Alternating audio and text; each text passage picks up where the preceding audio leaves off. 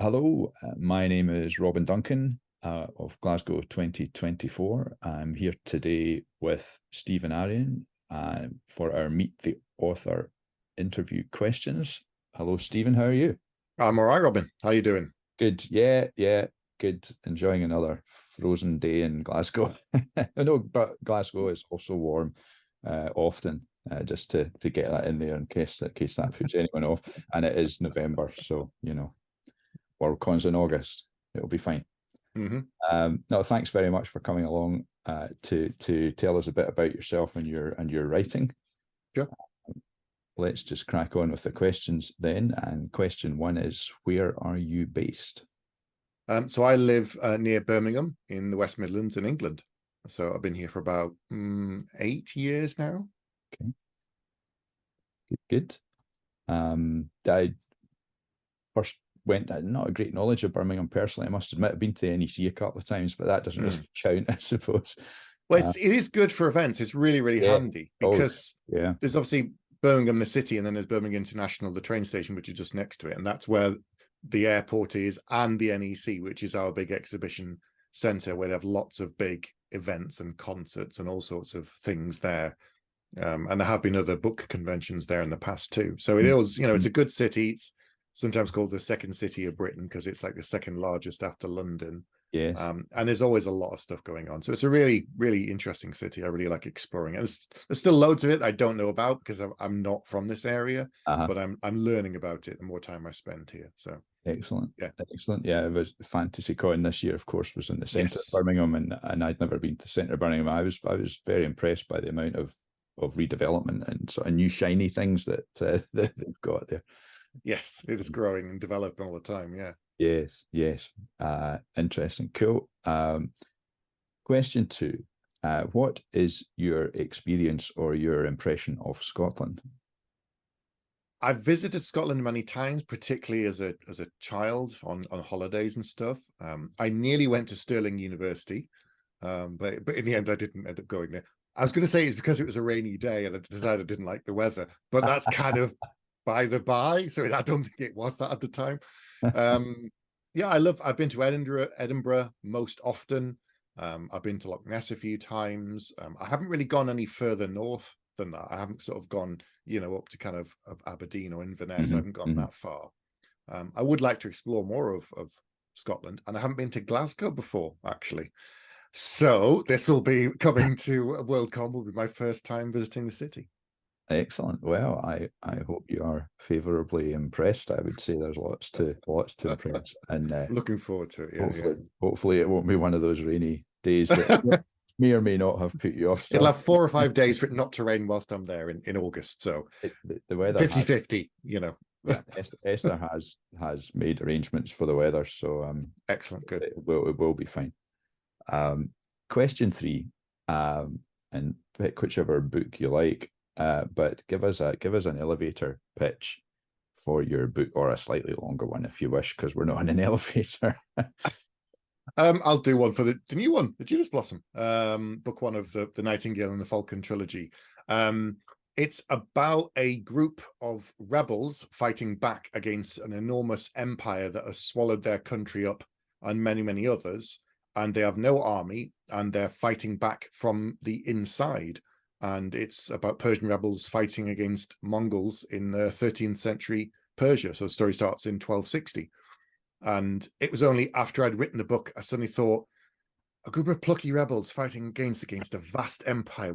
What am I thinking of? Why does this suddenly sound familiar? And then I thought, obviously, what I grew up watching has somehow influenced me indirectly. And looking into this, I suddenly thought, yeah, I've basically done Star Wars again, but in 13th century Persia, as you do. Yeah, which did come first, after all, before Star Wars. Maybe George got the idea. Is it possible? Maybe.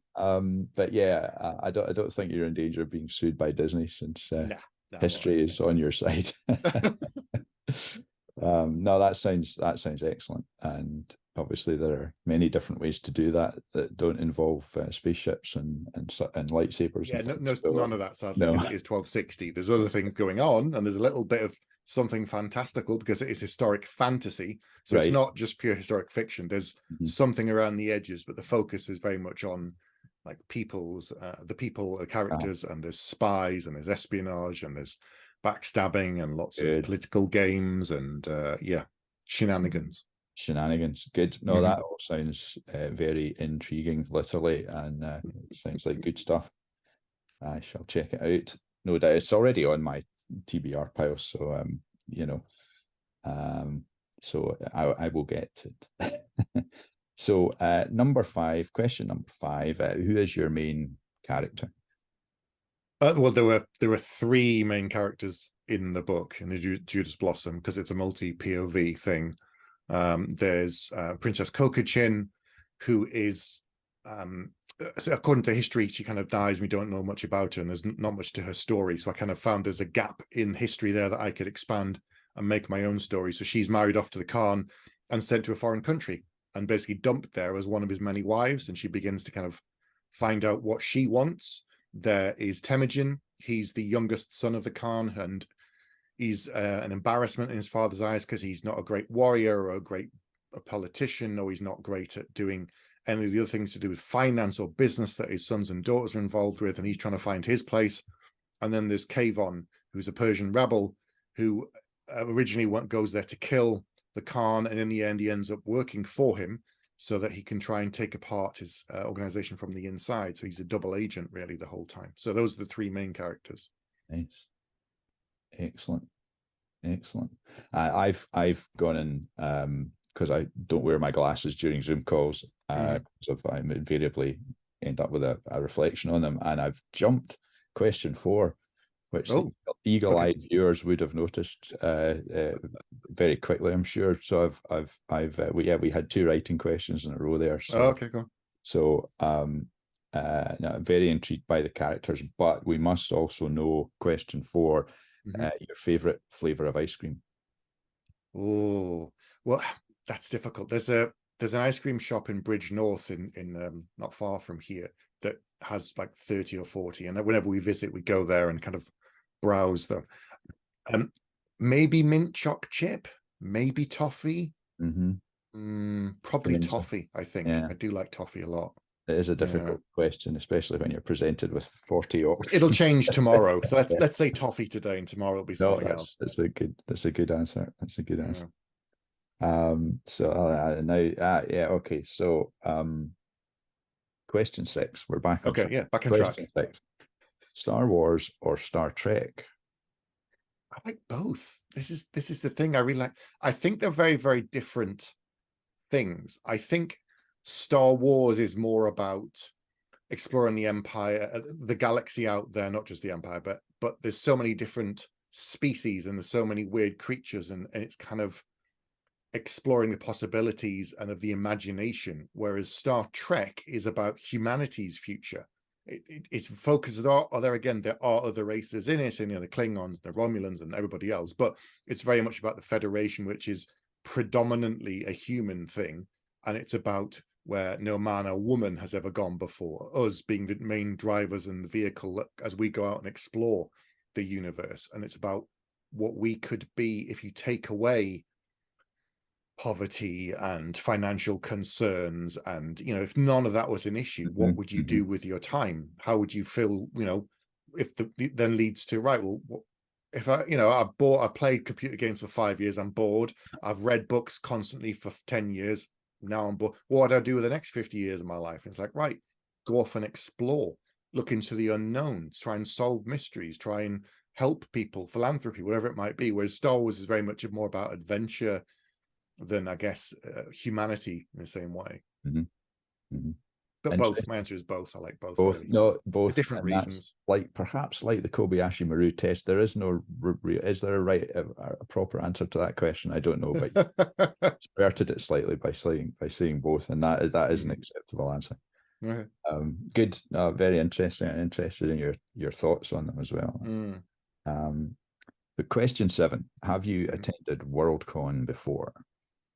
No, I haven't. I don't believe so. I've been fancy cons and Easter cons, but I've never been to a Worldcon before. No, so this will be my first time. I've only been to the one which was Dublin, and it certainly converted me to them. So yeah, very much looking forward to Glasgow, as I'm sure many people are. But no, the first one, that'll be to me they're very different from the same in some of the components, but quite different from obviously some of these more national conventions, if you like. Yes, definitely. Yeah, so interesting. So question 8. Back to writing. So, what inspires or inspired you to write, either originally or what keeps you going, as it were, on to the next book and the next one? I've always wanted to be a writer. It's just something I've always wanted to do. I've always loved stories. I've always been reading books since a very young age. It started with fantasy, and I have read in other genres, but fantasy remains my main kind of passion. That I am one of those authors that still continuously reads fantasy, even when I'm writing it. I don't ever feel like it's a busman's holiday. I can turn off the analytical part of my brain and just enjoy story. I think I told my dad when I was 8 I was going to be a writer, and he said, "Oh, that's nice, and you have to get a real job at them as well." And I was like, "Oh, all right." I love writing. I love creating. I love exploring. The most fun part is doing the world building and coming up with the ideas, and then the second most fun part is actually writing that first draft and exploring those ideas, turning them into something, and going down unforeseen kind of pathways. Even with someone like me who plans my books, I don't plan everything to the nth degree. So sometimes I'll write something and I don't know what it means, and I'll leave it there, and then as I get to the end of the book and look back, sometimes those things have developed legs and grown into something that's actually important to the plot the whole time along. My subconscious knew it, but my conscious mind didn't. Sometimes I go, still makes no sense, and I take it out. But it's the exploration that I love whilst I'm writing, even when I've already built the structure of which I'm going to write around for any novel that I do. But I love the process of writing. I'm not someone who says I love having written. I love the part of it. If you don't like doing it, then maybe writing isn't for you. If it's torturing, it feels like you're suffering whilst writing. Like there are other things to do. They're a lot easier. Go and do them instead. Yeah, you're probably not doing it right if it feels like it's not suffering, rewarding. really? Yeah, if it's not rewarding, you're not like enjoying it, you're not excited by writing. Then I just don't do it. No, that's a fair comment. Definitely agree. Question 9. We're at question 9 already. Favorite music or band to write to or not to write to, just for I only listen to soundtracks and kind of ambient music when I'm writing, nothing with lyrics. Otherwise I'm just constantly listening to the lyrics or typing them out. So I listen to a lot of like Hans Zimmer, all the great soundtracks that he's done over the years. I put them on a loop, or I buy various albums and just put them on. So the most recent one I've been listening to quite a lot whilst writing my new book is the Blade Runner 2049 one, which was Ben Wolfash, I think, and Hans Zimmer did it together, I believe. So that's the one I've been listening to very, very on repeat recently. Excellent, interesting. I just tuck that away in my Spotify list because I don't think it's on there. Soundtracks is and the Dune one as well is phenomenal. The new Dune soundtrack, that is definitely worth listening to. Right, no, that's not on there either. Put that one on as well. Other listening platforms are available, obviously, but of course. Good stuff. And the final question, which you did answer, but that might have been before I hit record. So anyway, question 10, what are you working on now or next? I'm currently editing book 2 of The Nightingale and the Falcon. And once that goes back to the publisher, I'll be polishing off the first draft of book 3 in the trilogy.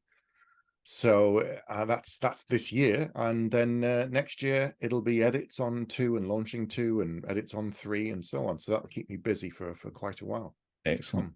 And when does book 2 have a release date yet? Is it pre-World Cup? Yes, it'll be July in 2024. So it'll be sort of a month-ish before Worldcon. It will be out. So I will be at Worldcon. and both books 1 and 2 will be there as well. So excellent. And I'll also be there, so you might find me standing in front of you looking for a couple of signatures then. Yeah, that's fine. Yeah, books 1 and 2 will be there. So and many other people, I'm sure, as well. Excellent. Excellent. That's good stuff. And just maybe supplementary, you mentioned outlining. Did you outline the whole trilogy and then you outline each book all the way through? I know you said you had some latitude, and obviously you'll go where the thought process takes you, but you have kind of outlined the structure. Yeah. With the trilogy, I kind of have to know how it ends and what the final end of the whole thing is, even if it's loose. So the first book was obviously written and planned in detail. The second book was fairly planned. The third one had a framework but less detail. Right. And as I move through the books, I'm looking ahead and adding notes and must remember this, must remember that, and I'm putting pieces in. So by the time I start writing 2, 3 is more fleshed out, and when I get to the end of 2, all those things that have been kind of ticking around in my brain, because I'm caught in the middle now between, right, 1's gone and I'm remembering things, and 2, I've just written it, and I shove all those things into 3, so that when I start writing 3, it's fresh. But at the moment now, I've now come to a point where I'm editing 2 again, and before I go and finish up 3, I'll do another read through, think about all the things I've just been editing, give it another polish, and then hand it in. So my first drafts are usually quite, well, the draft that I give to my publisher are usually a lot more polished than other people's, because I've spent time flicking between them and working on them and going back and forth and things. So I'm never someone who said, oh, I handed it into my publisher, they had to cut 70,000, but then I wrote another 200,000 in. I've never, ever had to do that on any book, because I plan them fairly up to a certain point, and explore it as I'm going through the series. As you're going. Interesting. It's always interesting, although obviously there are not a huge number of different ways to write a book. There's always so much interesting variation between outliners and it's whatever works for you. I've tried different techniques, and I've found what works for me over the years, and other people can't do it that way, and I'm like, that's fine, as long as you get to the end of that book and then you go back and start editing and you're happy with it by the end of the process, that is fine. I tried writing the book by the seat of my pants once, and I finished the book and it was a horrific mess, and it wasn't salvageable. So at that point, I knew it's not for me. Put it aside, go back to planning books, but it's worth trying. Of course. Yeah. Interesting. We could go on. I could speak to you for longer and ask you more questions, I'm sure, but we've done the meet the author questions, and thank you very much for that. You're welcome. All the best with book 2. Thank you. So that was Glasgow 2024 presents Meet the Author with Stephen Aryan. I'm Robin Duncan, and thank you for joining us. You will find all the various links to our socials and website, etc., coming up. And do join us in Glasgow in August 2024 for Worldcon. Thank you for watching. Find more Meet the Author interviews on our YouTube channel, along with Indie Author Reading Library performances and recordings of previous panels. Hit subscribe to get notifications for every new video. Find us at glasgow2024.org and as Glasgow in 2024 on Facebook, Twitter and Instagram. Check out our cool merch on redbubble.com/people/Glasgow2024/shop. And consider joining by emailing volunteers at glasgow2024